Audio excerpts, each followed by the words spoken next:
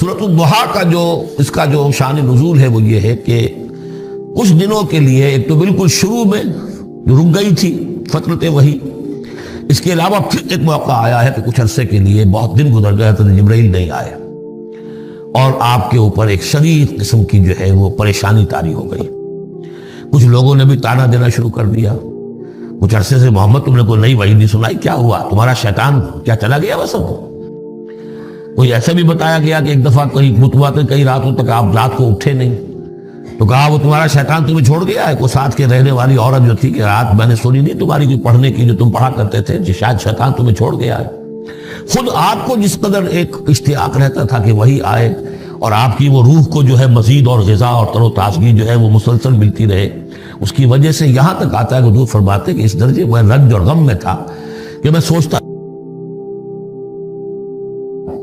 بربنائے طب بشری، اس درجے حضور کے اوپر جو ہے یہ شاخ گزر رہا تھا کہ وہی کیسے بند ہو گئی، اور اس میں یہ بھی تھا کہ اللہ ناراض تو نہیں ہو گیا، کیا مجھ سے کوئی خطا تو ایسی نہیں ہو گئی، یہ سبب کیا ہوا ہے؟ یہ ہے وہ کیفیت کہ جس کے اندر یہ آیتیں نازل ہو رہی ہیں۔ اور اب آپ اس کو سمجھ لیجئے کہ اس کا نفسیاتی اور انسان کی باطنی کیفیات کے ساتھ کیا تعلق ہے۔ انسان پر دو طرح کی کیفیات طاری ہوتی رہتی ہیں، جیسے میں نے پہلے ایک دفعہ آپ کو بتایا صدیق اور شہید کے درمیان جو فرق ہے بنیادی، کہ کچھ بنیادی طور پر لوگ ایکسٹروورٹس ہوتے ہیں، کچھ بنیادی طور پر انٹروورٹس ہوتے ہیں۔ ایکسٹروورٹس کھیل کود بھاگ دوڑ، لوگوں سے ملنا جلنا، گفتگو ہے، اسے دھکا دے دیا اس سے مذاق کر لیا، اسی میں وہ خوش رہتے ہیں، بڑے مگن رہتے ہیں، تنہائی انہیں کاٹ کھانے کو دوڑتی ہے۔ اور ایک انٹروورٹس ہوتے ہیں کہ وہ مجلس وغیرہ کو نہیں، وہ تو اپنے تنہائی میں کہیں بیٹھے غور و فکر کر رہے ہیں، سوچ بچار کر رہے ہیں، انہیں وہ مجلس سے زیادہ اپنا گوشہ تنہائی جو ہے وہ زیادہ عزیز ہوتا ہے۔ تو یہ دو مزاج اللہ نے بنائے ہیں۔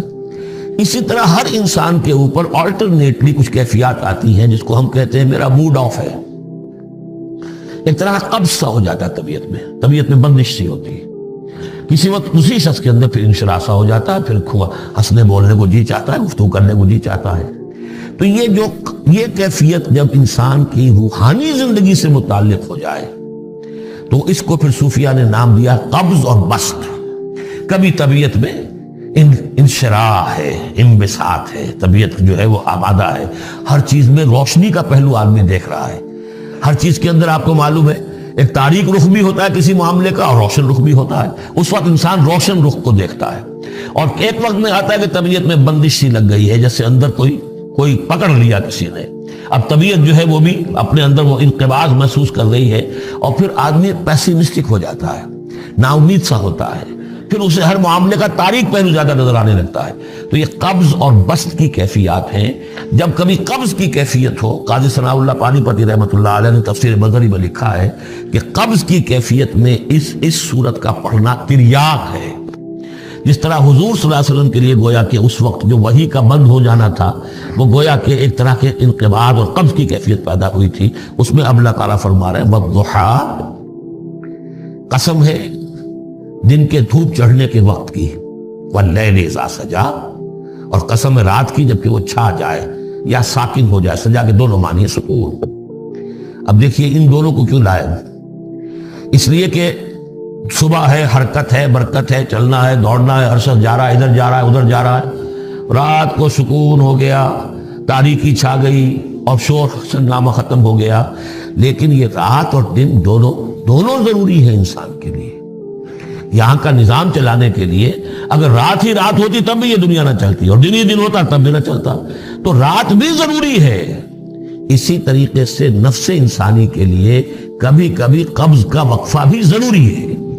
آپ اسے یہ نہ سمجھیں کہ اللہ تعالیٰ ناراض ہو گیا، یہ بھی ہماری تربیت کا ایک سمجھیے کہ ایک جز ہے۔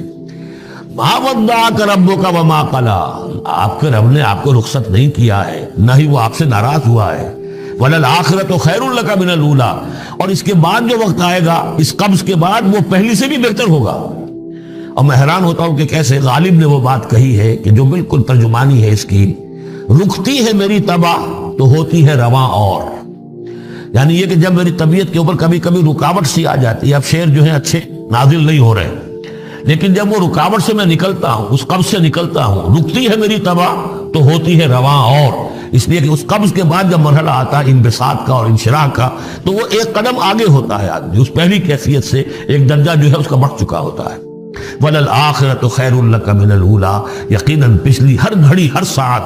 اور ہر قبض کے بعد آنے والا انبساط آپ کے لیے پہلے سے اونچا درجہ لے کر آئے گا۔ وَلَسَوْفَ يُعْطِيكَ رَبُّكَ فَتَرْضَىٰ، ان قریب آپ کا رب آپ کو اتنا کچھ دے گا، اتنا کچھ دے گا، آپ کی محنتوں کے وہ نتائج سامنے آئیں گے کہ آپ راضی ہو جائیں گے۔ اب دیکھیے پچھلی صورت ختم ہوئی تھی وَلَسَوْفَ يَرْضَىٰ، یہاں ہے وَلَسَوْفَ يُعْطِيكَ رَبُّكَ فَتَرْضَىٰ، صرف ضمیر کا فرق ہے، کیونکہ صدیق پر وحی نہیں آتی، براہ راست خطاب نہیں کیا جا سکتا، وہاں وہ صیغہ جو ہے وہ غائب کا ہے، وَلَسَوْفَ يَرْضَىٰ۔ اور چونکہ نبی وہ ہے جس پر وحی آ رہی ہے، براہ راست مخاطب ہے، تو وَلَسَوْفَ يُعْطِيكَ رَبُّكَ فَتَرْضَىٰ، آپ کا رب اتنا کچھ دے گا کہ آپ راضی ہو جائیں گے۔ اب یہ کہ اسی قبض کی حالت میں پھر اللہ تعالیٰ اپنے احسان جتا رہا ہے، اور یہ بہترین ہے۔ کبھی طبیعت پر ڈپریشن ہو اس طرح کی اور قبض کی کیفیت ہو تو آدمی یاد کرے کس کس مرحلے پر اللہ نے میری دستگیری فرمائی، کن کن مراحل پر اللہ تعالیٰ نے مجھے مشکلات سے نکالا، اس سے وہ حوصلہ بڑھتا ہے۔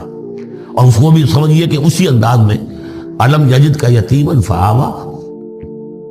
یہ سیرت النبی کے بڑے اہم حصے ہیں جو اس میں آ گئے ہیں۔ آپ کی پیدائش یتیمی میں، پوسٹیورس چائلڈ، باپ تو پہلے ہی فوت ہو چکا ہے، 6 سال کی عمر میں والدہ گئی، 8 سال کی عمر میں دادا گئے، اور وہ یعنی جو آپ نے دیکھا ہے ابتدائی زمانہ زندگی کا تو وہ یتیمی کا۔ علم یجد کا یتیمن فآوا، کیا اس نے اے محمد آپ کو نہ پایا